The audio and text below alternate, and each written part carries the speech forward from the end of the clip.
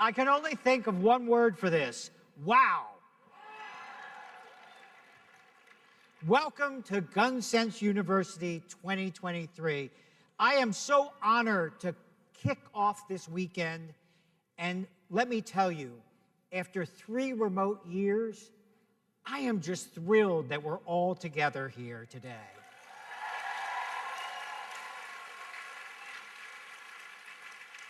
And let me tell you, you all are just a sight to behold. So, let me start, though, by thanking some Illinois Gun Sense champions who were in the House with us today.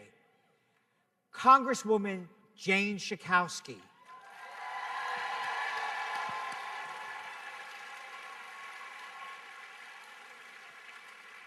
Congresswoman Lauren Underwood.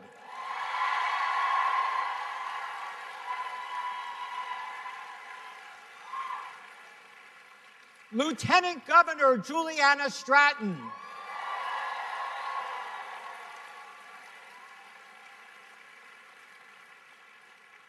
And today in particular, I want to give a big shout out to my friend, Attorney General Kwame Brown.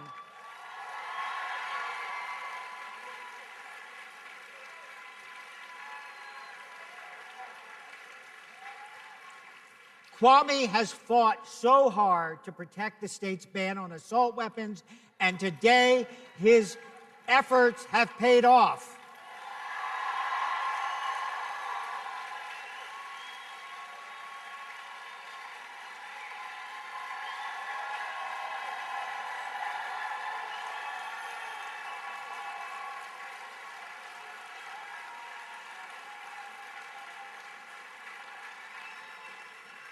So, one more time, let's give all our special guests today a big round of applause.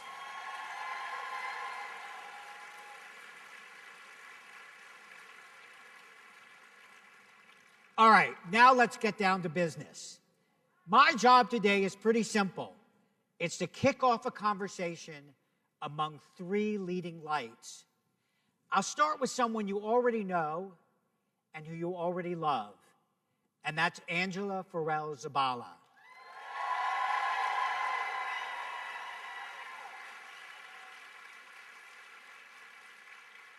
As all of you know, Angela is the new executive director of Moms Demand Action, and I've had the incredible privilege of knowing Angela for the past 4 years.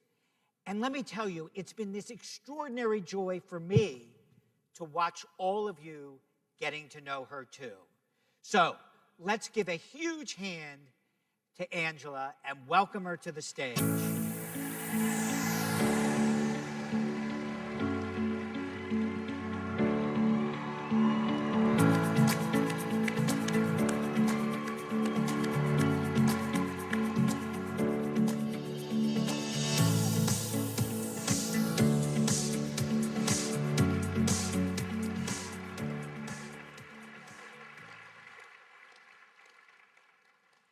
Our next guest doesn't need any introduction, at least in my household, he doesn't. And that's because my teenage daughter may be his biggest fan. Most Americans know Jason George as Dr. Ben Warren from Grey's Anatomy, and also from Station 19. But make no mistake, Jason Halls also has a very big fan club right here in this room. And you know what? He deserves it, because he always answers the call. He always shows up, and he always goes the extra mile. So on behalf of Everytown, and my 18-year-old daughter, of course, please join me in welcoming Jason.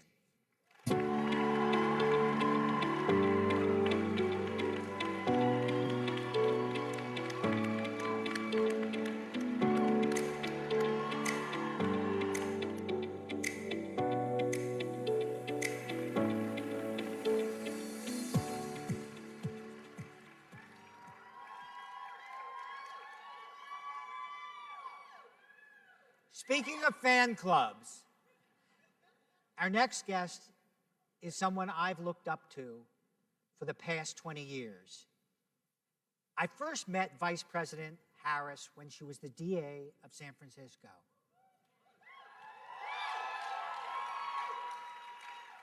And let me tell you, it was clear back then, as it is today, that she meant business when it comes to gun safety. You know, gun violence has never been abstract to her. She saw it up close every time she visited a crime scene, every time she consoled a victim's family, and every time she pored over medical records. But as we all know, her commitment to gun safety has remained strong, and it has remained steadfast. She kept fighting when she was AG of California. She kept fighting when she was elected to the U.S. Senate. And she's kept fighting now as Vice President. Together, she and President Biden lead the boldest gun sense administration in American history.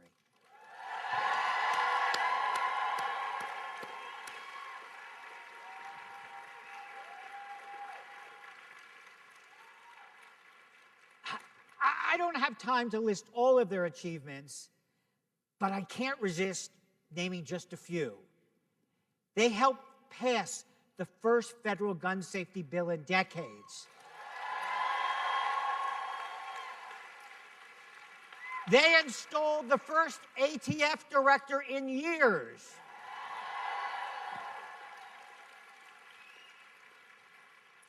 They used executive action to stop ghost guns. And they're making big investments in community-based organizations.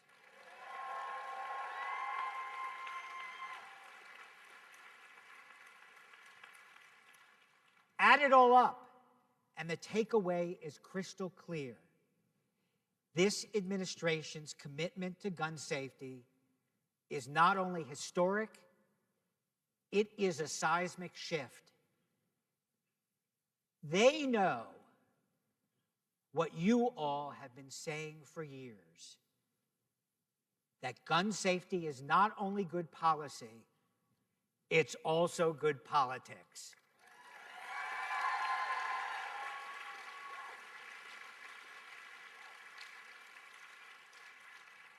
And that's why Everytown proudly endorses the Biden-Harris ticket.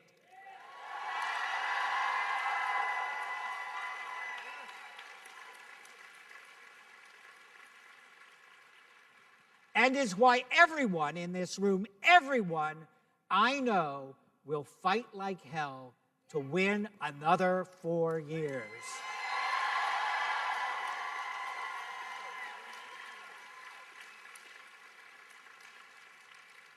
So, without further ado, the moment you've been waiting for, please join me in welcoming the Vice President of the United States, Kamala Harris.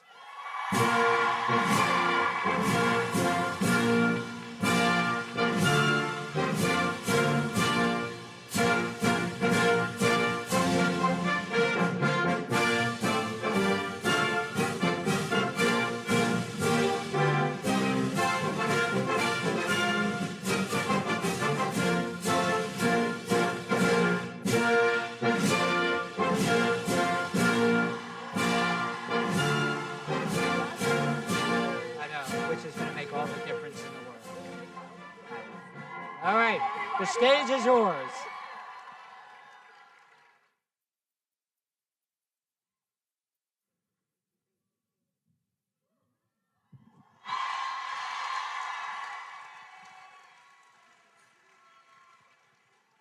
Is this thing on? Yes, it is. The love is real. Yes. Hey, everybody.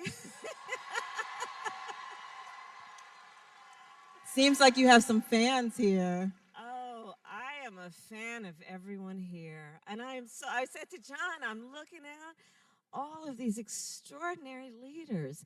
You know, there's so much about what's happening in our country that can cause people to stay awake at night.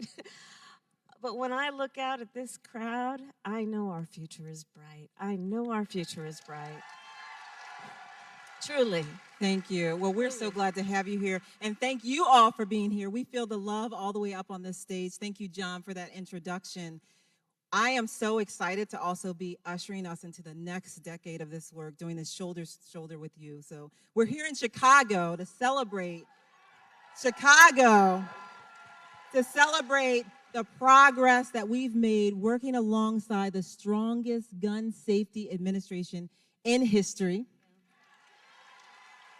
We're also here to chart a course forward for this life-saving work, and it's such an honor and pleasure to have you join us today. Thank you, Angela. It's wonderful to be Thank you, thank you. And Jason, thank you. So we are 10 years into Moms Demand Action, rolling up those red sleeves, but you got us beat because you have been doing this, making sure you're keeping our community safe, preventing the illegal flow of guns into communities your entire career. You travel the country, meeting world leaders. You also advise the president. So why did you decide to come and join us here at Gun Sense University? I decided first and foremost to come to just thank you all. Let me just start with this. I know who's here. And so many of the leaders who are here because you have chosen to translate your grief and your fear into the empowerment of communities and our country.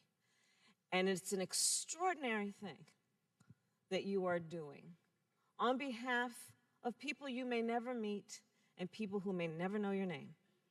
It's extraordinary what you are doing, that in the midst of this issue that creates such fear and such trauma and such feelings of loneliness, to use your individual leadership and the power of your leadership to remind people that they are not alone and that we exist in a community that cares about fellowship and love and empathy.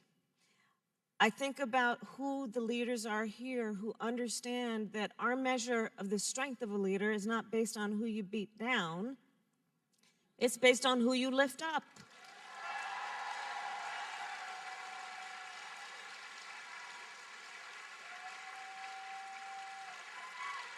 You know? So I'm here to thank you. I'm here to thank you. Oh, well, thank you so much again for being here. I just want to say from the bottom of my heart, and thank you all for being here for me personally, because look, I mean, it is a personal issue, as you were just saying. For so many of us, it's affected us personally in our lives, loved ones. I mean, for me personally, it was my cousin Daryl was a victim of gun violence. We have had issues of domestic abuse in my family where a gun was part of the issue. We have a family friend where a moment of domestic abuse and easy access to a gun means that he will probably never walk out of a prison again. So in my life, I've seen it from all different sides, and you've been working so hard for gun safety all this time, and you've seen the changes in it. I'm just wondering how you're thinking about this issue right now in this moment. Vote.gov. Y'all heard it, right? You heard it, right? Say it loud. Say it. Vote.gov. Say it loud. Tell a friend. Tell a friend. Tell a couple friends, at least 5. As Vice President of the United States, I'm acutely aware of the fact that gun violence is the leading cause of death of the children of America. It's the #1 cause of death, not some disease. Well, although this is a form of a disease, to be sure. Gun violence is the leading cause of death of our children. I don't need to tell anybody here, but for those watching and listening from afar, 1 in 5 Americans has a family member that was killed by gun violence. And when we think then about the tragedy of that, and we consider that each incident that occurs, be it an incident that was a mass shooting, or everyday gun violence, or suicide by gun, or an accidental shooting because there was not a lockbox and a safe box. When we think about it, we know that it is so much bigger than the tragedy of that one incident. The ramifications of it to the individuals who are directly impacted, to the community then that is impacted, and to all of society, and for a lifetime often. I think that we rightly, and the leaders here rightly, characterize this as a crisis that requires leadership, because the solutions don't require, by the way, a whole lot of creativity. Right? Right? It's not like we need to do. Absolutely.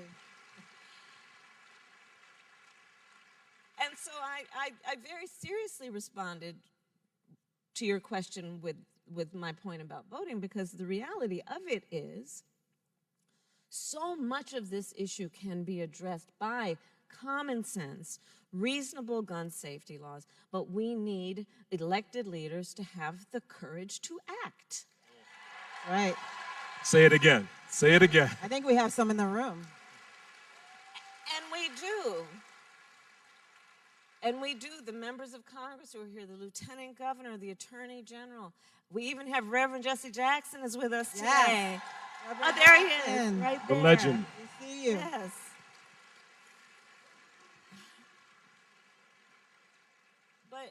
But we and here's the thing about this issue that I think we all know, and it is that there are some people who are just trying to sell a false choice, which we know to not buy.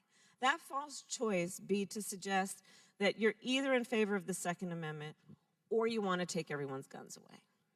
And I believe in the Second Amendment, but I also believe we need to renew the assault weapons ban. We need red flag laws.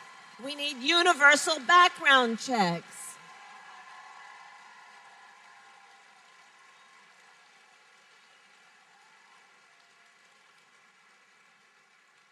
And again, I'm preaching to the choir, but here's the thing. It's just reasonable that you might want to know before someone can buy a lethal weapon if they've been found by a court to be a danger to themselves or others. You just might want to know. You might. You might. Feels like common sense. It is reasonable to say that a weapon of war, a weapon that was literally designed to kill a lot of human beings quickly, has no place on the streets of a civil society. It's reasonable.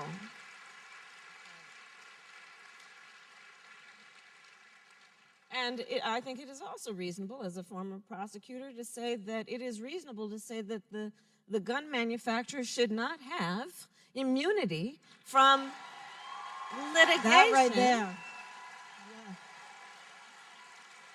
On this issue. You know, you can on the one hand say, you know, it's interesting how some of the people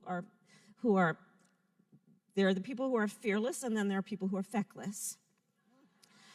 And it is interesting to me. Oh, we gotta have real talk up here, right? We're gonna get real. We're gonna get real. It is interesting to me how some of the very people who refuse to engage in a meaningful debate and discussion on this, who refuse to pass reasonable laws, are the same ones who talk about accountability all the time. The hypocrisy of that. And I think all these things need to be called out and addressed on this issue. And we don't have a moment to spare, nor do we have a life to spare on this issue. Not a moment to spare, let a life to spare. That's a T-shirt. That sure is.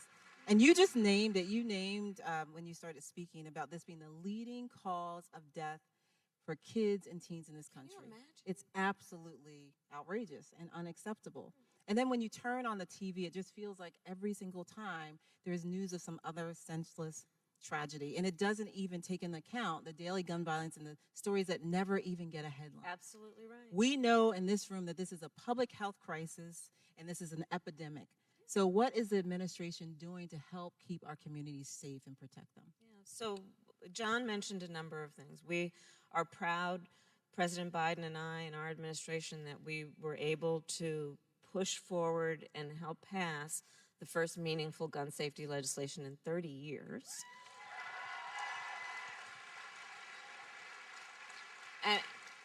And by the way, you know, there are a lot of organizers here, so you will know this term, but the inside game matters, because you all in these red T-shirts show up everywhere.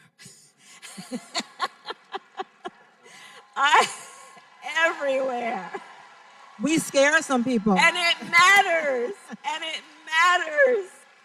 And it matters because you are putting the pressure on the folks who are on the inside to act. It matters. I know sometimes it feels like, is it making a difference? And it requires a whole lot of you. It requires you to leave your home and all the obligations that come with that and your role of responsibility in the context of your life and your family, to go to these events, to go to these town halls, to go to these rallies. And it matters because then you put the pressure on the system so that the system has to hear the voices and respond in some way. And so that's why it's because of your activism that we then had momentum on the inside to pass this historic legislation. But the president will tell you, if he were here, I will tell you, it is historic and it is a drop in the bucket because we still have so much more to do. And again, that is about universal background checks. That is about the assault weapons ban. It is about all of these other things. But what we have been able to do, to your point about a public health crisis, is to put substantial resources into things like mental health, put substantial resources into community-based response, right? Which is so important. And you know, on the mental health piece, I don't need to tell, in particular the young leaders here, how real this is. You know, I grew up in California, so when we started school, elementary, I know a lot of Californians here. We got a few people from California here. Look what I'm about to do. My husband grew up in New Jersey. We got Jersey here, too. Anybody from Virginia? We're Illinois. And I'm from D.C., so. That's just Virginia. That's just Virginia. Couldn't help it. But the piece that is about so growing up, when I started school as a young student, first day of school, we learned the teacher's name, we learned where the bathroom was, we learned if there's an earthquake, duck under a desk. Our babies have been going to school, and on the first day of school, they are learning the teacher's name, where the bathroom is, and how to sit quiet if there's an active shooter in their school. I've had young students on this issue talk with me and say things like, yeah, I really don't like going to fifth period. And I said, well, why, sweetheart, why don't you want to go to fifth period? Because in that classroom, there's no closet. That's deep. Yeah. Our children are supposed to be sitting in a classroom with their mind open to all of the wonders and beauty of the world. And half of their mind, because they are realists and they are paying attention, are concerned about where their chair is situated as it relates to the door of the classroom. Or you've got these, again, I'm going to put them in the same category, all these other people that don't have the courage to act, who will, some of them will say, well, you know, the solution here, strap a gun to the teacher. Our teachers want to teach. Our teachers want to teach. Makes no sense. And we don't pay them enough as it is.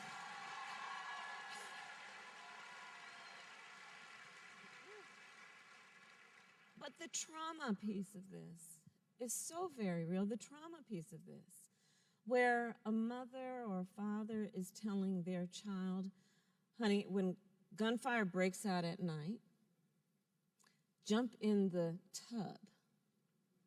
Because if you're laying in the tub, that stray bullet is unlikely to hit you. This is America.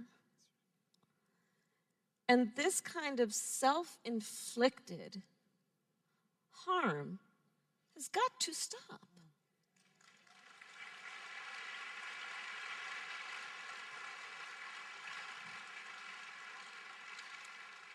As a parent, that hit me hard. That's a, you know, you were talking about how these lovely people are busy people, but they take time out of their lives to be activists.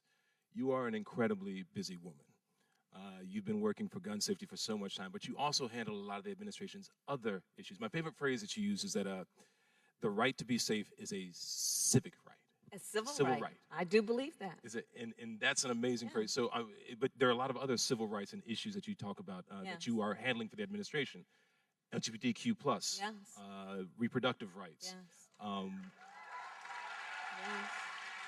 Voting rights. Yes.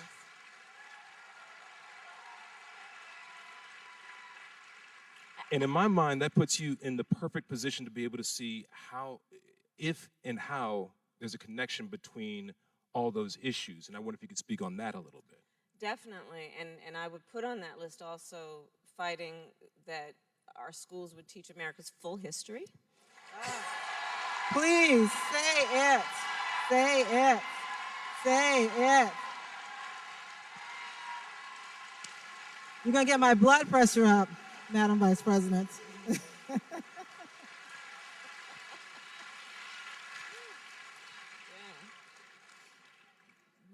But to your point,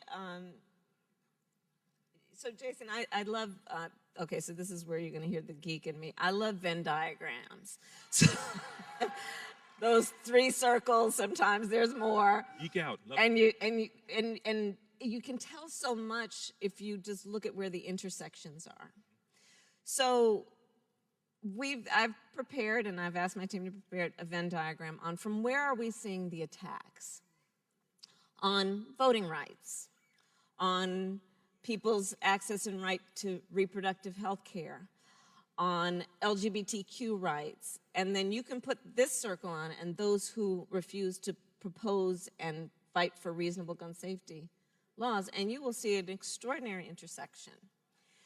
And here's what that also tells you, and this is the beauty of organizing and all movements. Incredible opportunity for coalition building. Incredible opportunity for coalition building. Because to your point about, I do believe that the right to be safe should be thought of as a civil right. And a human right, I heard somebody in the audience say, and it is about freedom, right?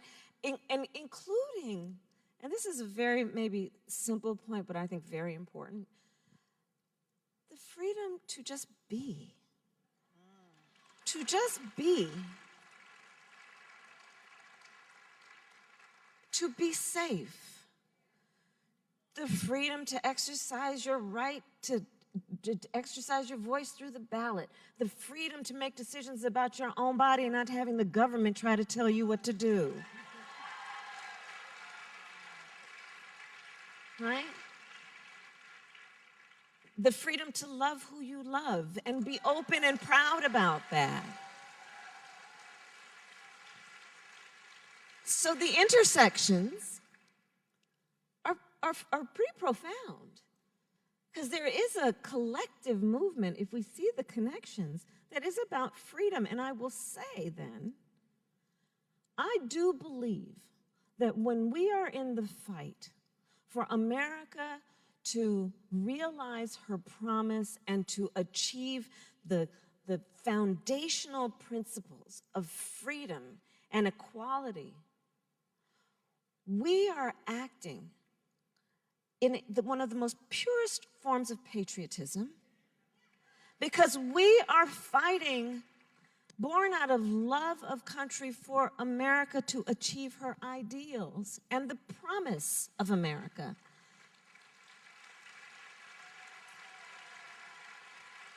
Right? And I do believe that to be a very true and pure form of patriotism, that we know our country is worth fighting for, we love our country, and we will challenge our country to live up to its promise. Right? Well, this is such a meaningful, incredible conversation already, and I want to spread the love, Madam Vice President. I want to make sure that we have a couple questions from the audience. So I first want to hand it over to Brenda Mitchell from Illinois. Brenda. Brenda's on the home team. Oh, I see. There she is. Our first question is, your administration has always put victims and survivors of gun violence at the center of its efforts to save lives. I know you personally visited with so many survivors of gun violence like myself, and seen how the trauma impacts an entire community. What have you learned from traveling across the country and meeting with communities impacted by gun violence? Thank you, Madam. Thank you. And I've had the honor of speaking with you before we came out here, and I just want to thank you again for the courage that you have shown to lead in spite of the extraordinary loss you have suffered.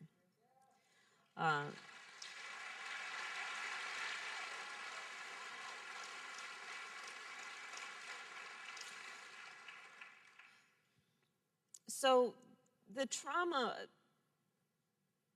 piece of this can't be understated, because also without serious intervention, trauma is inherited, not physiologically, not genetically, but environmentally. Healing is so important. So when President Biden and I, when we did do the legislation, this piece of it that was about getting more counselors, mental health counselors in schools, and community-based intervention was very intentional. Because as I said earlier, the effect of this violence, and we are talking about a violent act, right? I don't mean to get too specific, but I prosecuted homicide cases. I have seen autopsies. I know what this violence does to the human body. And so we have to take seriously the importance of helping communities heal and not requiring you to do it on your own. I used to, when I was DA of San Francisco, I used to go and visit with it was initially called the Mothers of Homicide Victims, and then it changed to the Parents of Homicide Victims. And they would meet, I think it was every Thursday evening. And I was like the first person DA that ever went to meet with them. And we talked a lot about these mothers and fathers who were then counseling mothers and fathers who would walk in because that week they lost their child to gun violence, and the importance of healing and therapy and treating the trauma. And that's one of the pieces I just cannot emphasize enough, that as community leaders and as leaders who really do think about healing from a peer perspective, we really do want to always reinforce the importance of people seeking help that is about dealing with the emotional trauma they have experienced.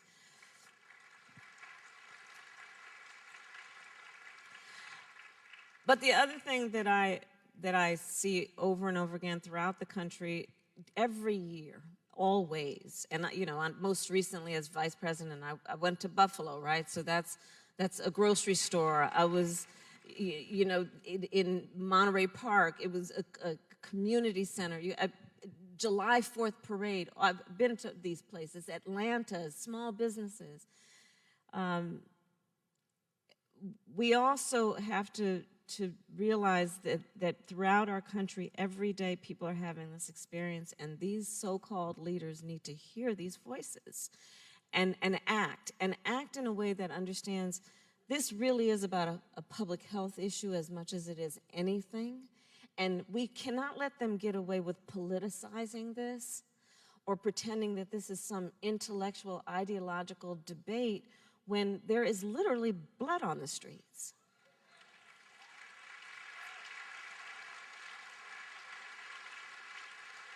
Because the failure to act is not without consequence. And so that's what I see from traveling the country and all of the folks I have talked with over the years, all of the people I've sat with. We need these so-called leaders to hear the people and act. We really do. We really do. It's not an intellectual debate. There's blood on the streets. Thank you for that, and thank you, Brenda, for putting that out there. Thank you for all the work you do.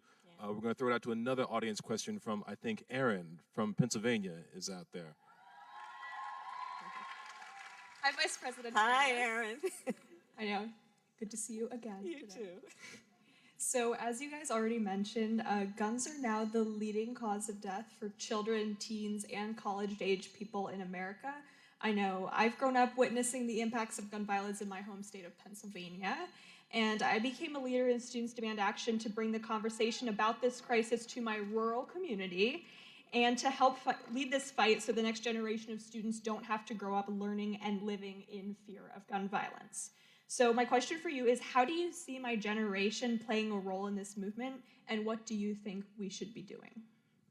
Your generation is critical. Is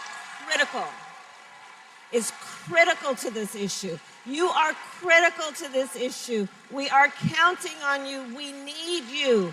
You are critical to this issue. You are everything.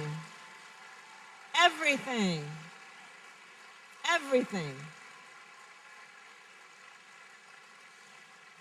Because, see, here's the thing. For your generation, like we were talking about earlier, you know, my generation didn't have these drills.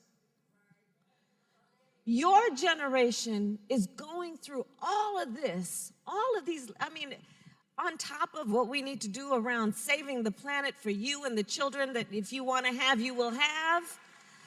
All that we need to do that is about what is at stake right now for your future.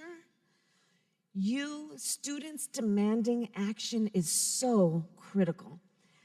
And when you and your peers, and not you, but when your peers, when your generation starts to vote in your numbers, I see this changing completely. I see this changing completely.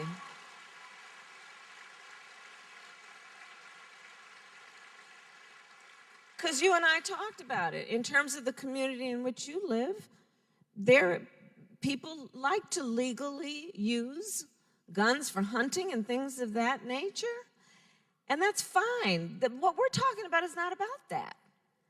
And you know the difference. And you know the difference between that issue and the fear of an active shooter roaming the halls of your school.